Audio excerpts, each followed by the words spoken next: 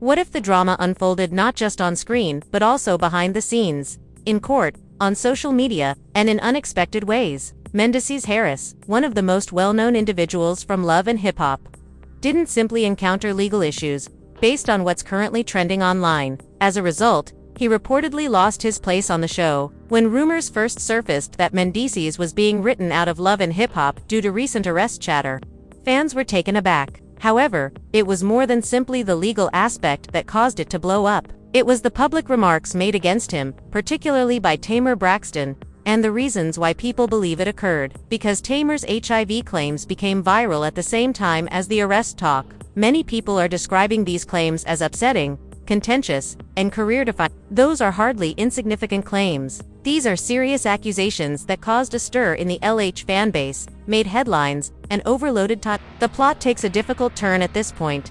This isn't like other reunion altercation. This isn't another clip about a ruined relationship. Reputation, legal pressure, health claims, and a community that is watching everything happen in real time are all at play here. Individuals are posing queries such as, why would this is not just drama? It's a problem. How did Tamar's remarks about HIV change the story for Mendeecees and the entire franchise? What part did arrest talk play in the decision to write someone off of a major reality show, with actual repercussions? The discourse surrounding Mendeecees reveals that the distinction between reality, rumor, and reputation becomes increasingly hazy the more you dig. Therefore, the true question is not what happened, but rather what the public now believes.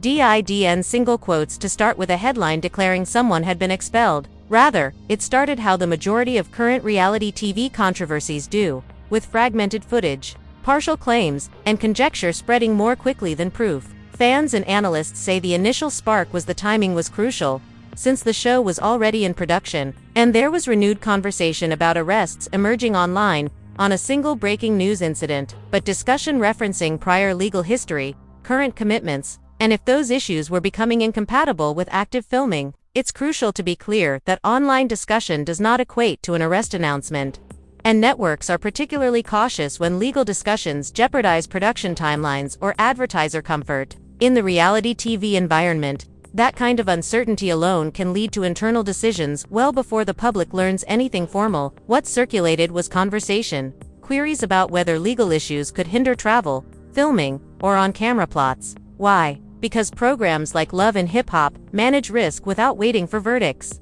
According to commentators, once arrest rumors begin to circulate, even in the absence of new charges, it alters the way sponsors view a cast member. The question is not just one of legality but also one of liability.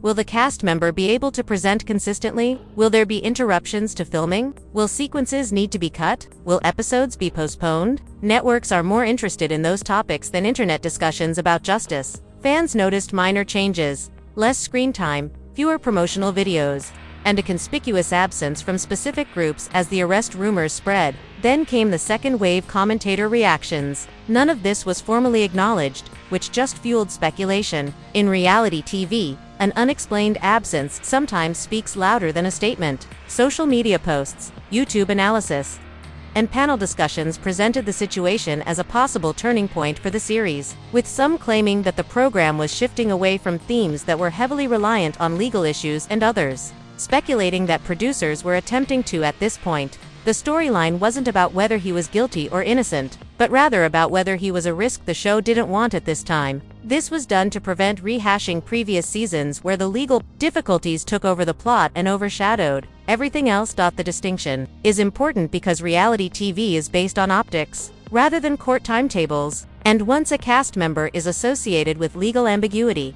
producers frequently change their strategy not as a form of punishment, but as a means of protecting the brand. Misinformation flourishes here as well. As arrest rumors circulated, details became hazy.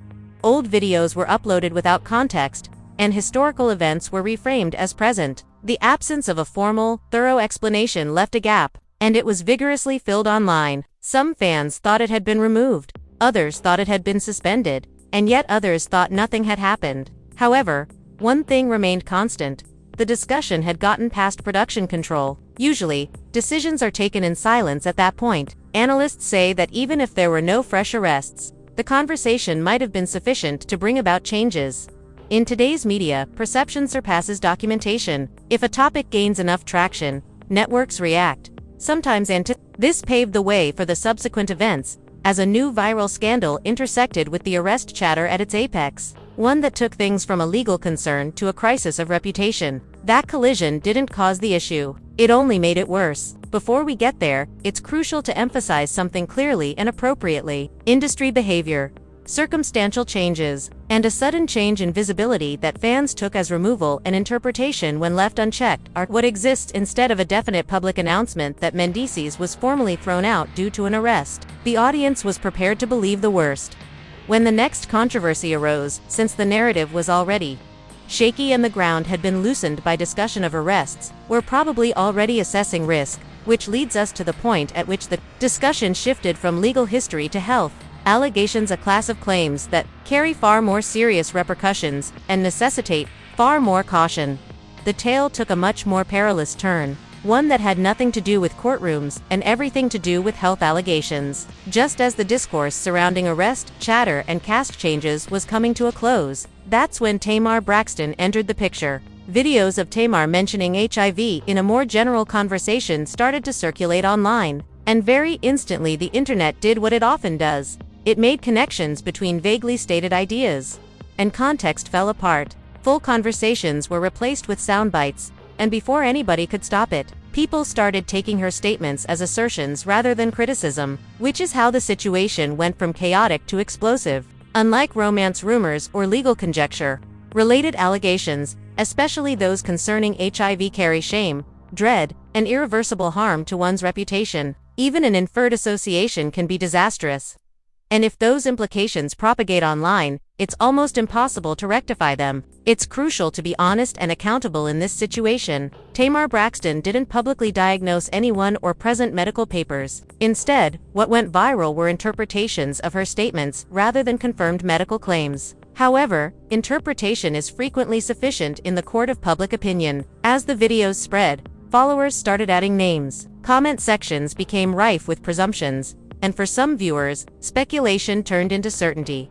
This collision of storylines was disastrous for perception. There was no confirmation, and once health rumors take hold, they don't need facts to survive, they thrive on dread. Reality TV can withstand cheating scandals, but on the one hand, there were health issues that moved the story into a category that networks are very wary about, and on the other, there was discussion of arrests, which primed consumers to see risk and instability. This period was crucial because, while it can withstand legal drama, unsubstantiated health rumors about infectious diseases put shows in a risky legal and ethical situation. Commentators, the viral HIV debate not only escalated the problem but also shifted the focus, shifting the discussion from whether Mendeecees' legal history made her a hazard to whether the show could safely permit the once that threshold is reached. Producers don't wait, they don't discuss in public, they don't give lengthy explanations, and they don't allow the conversation to continue without running the risk of defamation lawsuits, public reaction, or catastrophic injury. They eliminate factors, which is why many fans think the decision-making process sped up behind the scenes. It wasn't about truth or lies, or guilt or innocence. It was about containment. Networks are educated to separate tales that go out of hand. The safest course of action when a situation gets socially combustible and legally uncertain is frequently to distance oneself. Less screen time, less appearances, more subdued departures. This is why Tamar's viral moment came at such a crucial moment. If it had happened separately, it might have been discounted or explained. When executives, sponsors, and advertisers notice that discomfort is spreading, brand protection becomes the top priority. Reality TV thrives on drama, but it fails under liability. Real-life health rumors rapidly cross that boundary, and Tamar herself became the target of criticism, with some accusing her of recklessness and others defending her right to discuss health in general. However, the damage had already been done by then, and the conversation had lost its nuance, which is crucial when talking about HIV. Historically, the stigma associated with HIV has destroyed lives even when claims were untrue, which is why ethical media outlets refrain from reiterating unsubstantiated health claims. But social media doesn't follow that prudence, and by the time attempts at correction emerged, the story had solidified. Because of this, a lot of fans think that the show's response, whether it was an official removal or a quiet sideline, was about preventing a fire from spreading rather than punishing viewers. And that leads us to the most awkward aspect of this narrative. The audience recalls the linkage rather than the correction after health rumors become viral, and the harm doesn't need to be verified but rather repeated, which is why this moment was pivotal.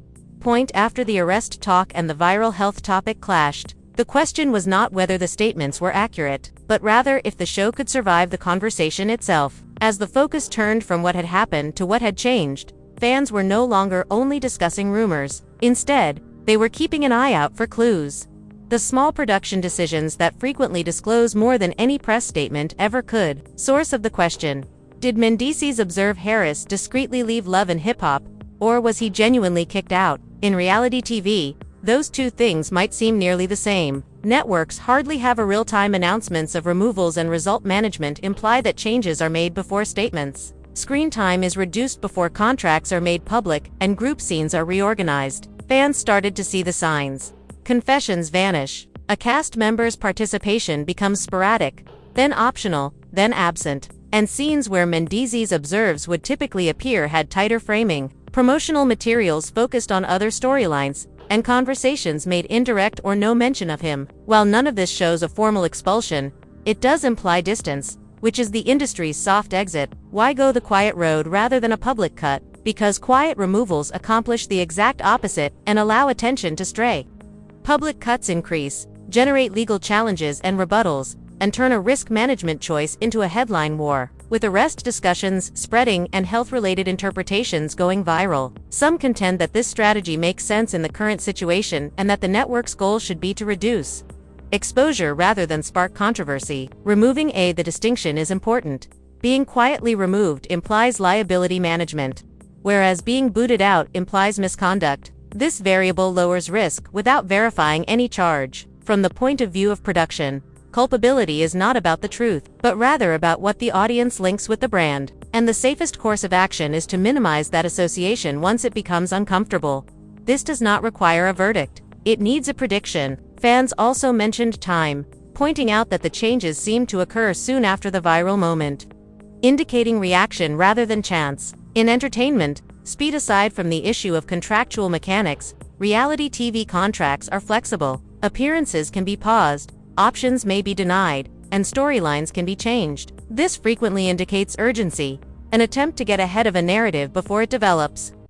Since none of these measures necessitate a public explanation and all lead to the same outcome, decrease in presence, some fans object to the term kicked out, arguing that the silence invites speculation, but it also cools the fire. The program doesn't need to say anything for the outcome to be felt, and it was. The absence draws more attention from viewers than any statement could have.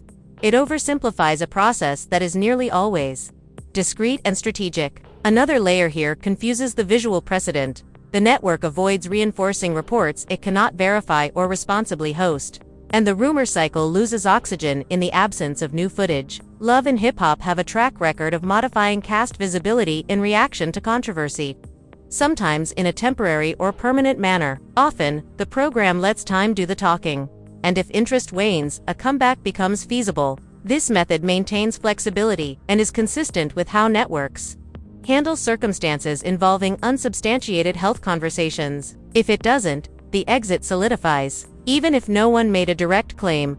From that perspective, quiet removal is protective rather than punishing, because interpretation alone can create defamation risk, and limiting exposure reduces the likelihood that the show will become a platform for harmful assumptions. Protective of everyone involved, including the individual being sidelined. Protective of the production, and protective of the brand. That last point is crucial but uncomfortable. When a conversation becomes poisonous, it can occasionally be safer to be off camera than naturally. None of this addresses the emotional question that fans are genuinely asking.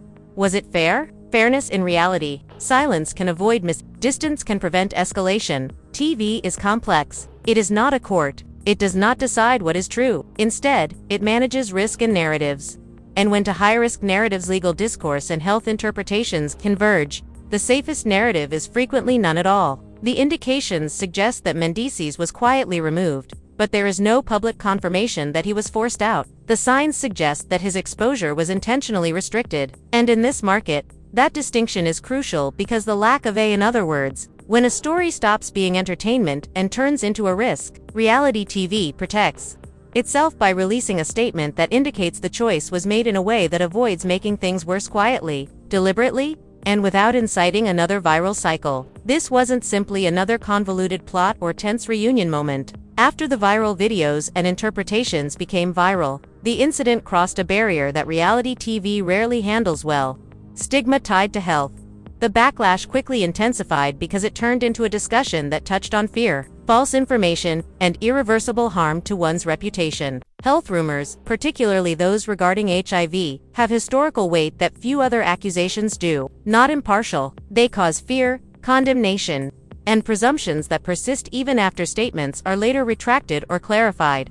And context rarely endures in the era of quick videos and screen grabs. The public response followed the sequence was anticipated but concerning: shock followed by conjecture, then unsupported certainty, comment sections full of assumptions, influencers responding to responses, and clips being rebroadcast with suggested captions. Within days, the discussion had changed from what was said to why this was permitted. This change is significant because when a narrative shifts from facts to sentiments, networks begin to consider risk rather than ratings. Health stigma doesn't simply harm the love, and hip-hop encountered a dilemma that editing alone couldn't resolve. If producers continued airing the discussion, it reflected back on the platform hosting it. The longer it goes on, the more difficult it is to contain. They ran the risk of magnifying unsubstantiated interpretations in sequences related to the debate, and if they cut too forcefully, fans would accuse them of concealing something. In any case, the program became involved in a discussion that it was unable to responsibly manage in real time. The misunderstanding of HIV itself is another factor contributing to the intensity of the response. Despite decades of teaching, HIV is still one of the most stigmatized conditions in public discourse. This is why backlash frequently pushes distance rather than explanation. Still equate it with moral judgment rather than medical truth. Social media does not understand that even ambiguous references can spark detrimental myths. When such a rumor spreads, it ceases to be about truth and instead becomes about association, which endures much longer than reality. Viewers also reacted emotionally because they believed that boundaries had been breached. Many contended that it should never be used as entertainment to discuss health, especially in a way that could be associated with a specific individual. Others believed the discussion revealed how readily reality TV can go from drama into harm, and the discussion spilt over into requests. Fourth safest business response in that situation is frequently silence plus adjustment. Reduce exposure. Pause. Some demanded explanations, some asked apologies, and some sought removals. Appearances. Let the cycle burn out rather than feed it. This does not imply that the show validated any assertion. Rather, it indicates that it acknowledged the harm caused by the discourse. Additionally, irreversibility is a problem. Even if it's untrue, a health rumor may follow a person forever if it's attached to their name. Search results. Remember, clips don't expire, and corrections rarely go as far as the original suggestion. Networks' reaction